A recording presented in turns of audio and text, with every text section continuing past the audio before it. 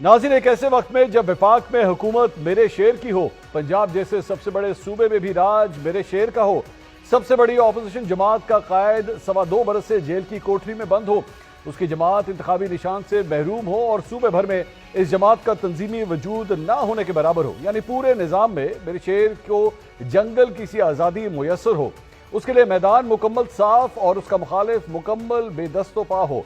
इस सब के बावजूद आखिर क्या वजह है कि मेरा शेर इंतखाबी मैदान में उतरने से कतराना शुरू कर दे। नाज़रीन, गुज़िश्ता रोज पंजाब असेंबली से खबर आई कि बल्दियाती इंतखाबात अब नए पंजाब लोकल गवर्नमेंट एक्ट 2025 के तहत होंगे। इस नए एक्ट के तहत अब इलेक्शन होंगे तो सही, मगर गैर जमाती बुनियादों पर। इस पर कमाल यह है कि जीतने के बाद 30 दिन के अंदर अंदर बल्दियाती नुमाइंदे को किसी न किसी सियासी जमात में शामिल होना होगा। गोया पहला मरहला आज़ाद और दूसरा मरहला ताबेदार का होगा। अगर इस नए कानून का बगौर जायजा लें तो गैर जमाती दरअसल गैर नुमाइंदा का दूसरा नाम है।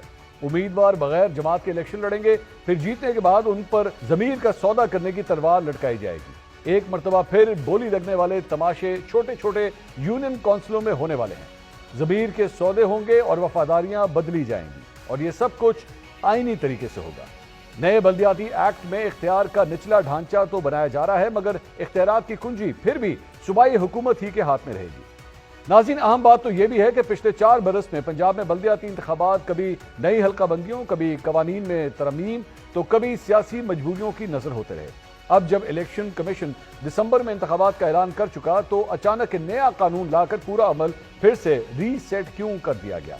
अब क्या यह महज इत्तेफाक है या सोची समझी चाल?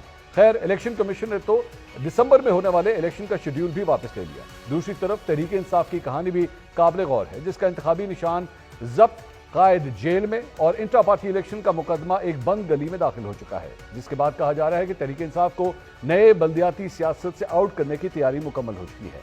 बस इंतखाबी नताइज का रस्मी इंतजार बाकी है। लेकिन इस सब के बावजूद असल सवाल वो है कि जो जमात जो खुद को शेर कहती है, जो मरकज की मालिक है, पंजाब की फरमारवा है, जो यकजान दो कालिब का नारा लगाती है, वो क्यों शेर के निशान से पीछे हट गई?